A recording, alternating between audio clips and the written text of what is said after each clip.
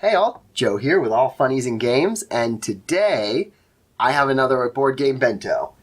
So let me get this knife. You all know this box by now. So I know what one of the upkeeping themes is slated to be. I don't know if this is it, or if it's the next one is the theme that I've heard it's going to be. Let's crack her open. Okay. Okay, so the theme I knew doesn't look like quite this. I know one of the games in here, and it's one I was thinking of getting. Oh, man.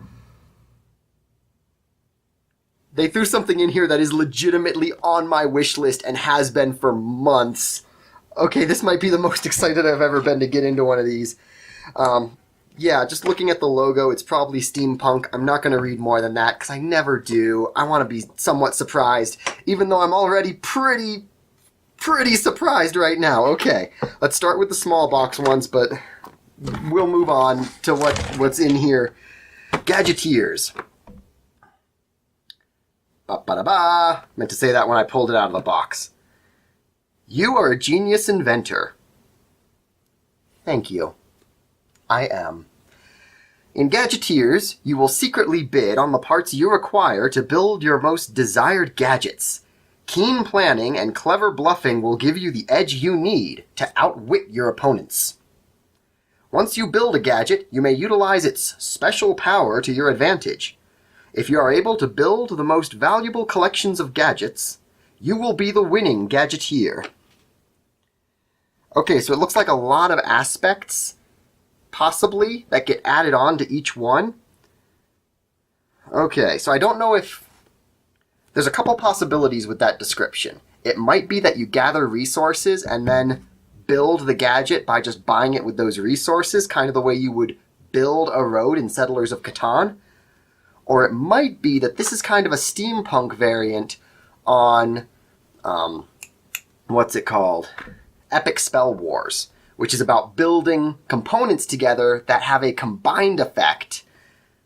Not 100% sure. Either way, this looks like it's going to be a lot of fun.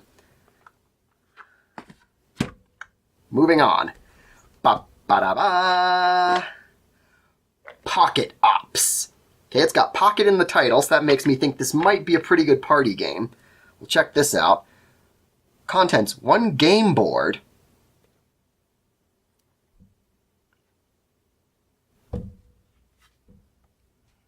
How? You know what? I'll find out later. Doesn't matter. 1 game board. 18 blueprint cards, a doomsday device, power crystals, key cards, spies, specialists, and a rulebook. Already the theme sounds great, and I've only read the contents. In this battle of wits, you are rival spy masters, sending teams of agents into an evil base to find and steal their doomsday device. Predict your opponent's moves to foil their plans, and use your specialists with skill to stay one step ahead. Based on a familiar 3-in-a-row game structure with a clever twist, learn to play in a minute. 3-in-a-row game structure. Do they mean tic-tac-toe? I feel like the 3-in-a-row game structure refers to tic-tac-toe, and that this is a vaguely Bond-inspired tic-tac-toe variant, which is absolutely fascinating. I never would have thought to combine anything with tic-tac-toe. You don't think of tic-tac-toe as a game to add plot elements to, and yet here we are. Knoxford. Alright, I see a man and woman, each with fancy hats and fancy goggles. Place your syndicate cards. Gain influence. Become the master of Knoxford. Contains 55 cards. That's all we've got, but the picture on the back somewhat looks like this might be a game where you build the map as you play. There are games I'm really a big fan of that do that, like Betrayal at the House on the Hill. There's games I'm less of a fan of that do that, and I'm I am going to be a heretic for saying this. If you like games at all, it is heresy among board game enthusiasts to admit this. I don't actually like games like Carcassonne. Specifically, I just don't like Carcassonne. Mostly, it's because I find scorekeeping and score tallying at the end to just kill the fun with about a half hour left before the game's actually resolved and over with. It's a personal thing. I know not everyone feels that way. Carcassonne is very, very popular, especially among the Eurogame enthusiast crowd. You know what? It's well designed. It deserves to be popular. It's just not my thing. And it all comes down to that long, long scoring period at the end. There's just something about it that... Ugh.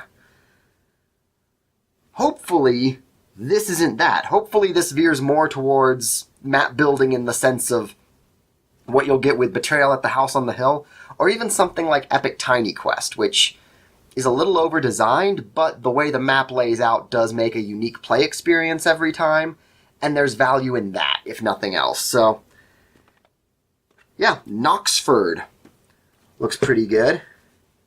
Okay, this inspired me to throw shade at 2 games. I don't usually do that. I'm not usually a shade thrower. If this is your first video, I'm normally a very upbeat and positive person. This looks really, really fun, and I don't know why it inspired me to bring up 2 games that I'm not a huge fan of. It is what it is. Oh well.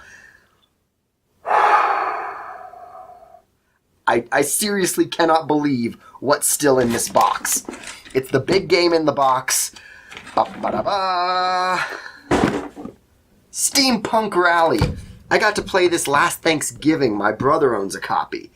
He doesn't actually live in the state anymore, so I don't get to play often, even though my brother owns a copy. But man, this game was a blast when I've gotten to play it before, and I am so excited that I own my own copy of this. This is legit. Like, some of the games I haven't gotten to try out that Board Game Bento has sent, so I don't know yet. You know, sometimes I'm never quite sure if the box is a lot of good quality games or a lot of games that look pretty cool, but I just haven't gotten to play them and verify that yet. This one, for sure, Board Game Bento knows what they're doing with this. This is a fantastic game. Basically what it is resource management and shipbuilding all built around this race.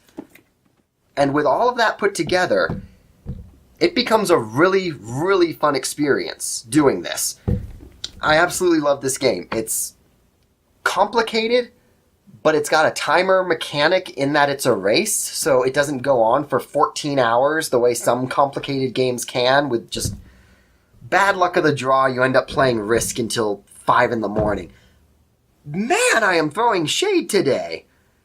I actually even like Risk, and I'm throwing shade at that one. I don't know why I'm feeling so negative today. That's weird. Oh well. This I'm excited for. Oh man. I was not expecting to get a game I'd heard of in Board Game Bento. Most months I don't. And maybe I just don't follow the trades well enough. But this is one I've heard of. This is one I'm excited for. This is one I was going to buy for myself probably eventually, and I'm glad I didn't already do that now that this turned up. Oh man, that's super exciting. So, Steampunk Rally. Love it. No, I love it. Knoxford. Looks fun. Even though it reminded me of 2 games I don't like, but okay. This still looks really fun. Don't think I hate this without even opening it. I'm gonna try it. Eventually. I've said that about so many games, and it's hard to get a group together sometimes, but I will try it, and it does look good. Pocket Ops. Someone put a plot in Tic-Tac-Toe, and I don't hate that, but I wasn't expecting it. And Gadgeteers. Building your inventions. Also, it complimented me on the back. You are a genius inventor. Yay. So, point in its favor right there. It has fantastic taste. Anyway, 4 games this month. Good haul. Good good haul. Like, honestly, I think Steampunk Rally retails for what I paid for the entire Board Game Bento, or just about. So, really, really excited that I got all these games. I'm excited to try them out. Steampunk is a fun theme. It really, really is. So all that said, thank you for watching. I hope you enjoyed the video. If you did, you can like, comment, and subscribe. But that's the spiel you hear from every YouTuber. More than any of that, you can tell a friend. Sit someone down, show them the video, stare at them the whole time going, huh? Huh? Huh? Be that guy. Please. Please. Thanks for watching. I'll see you on the next one.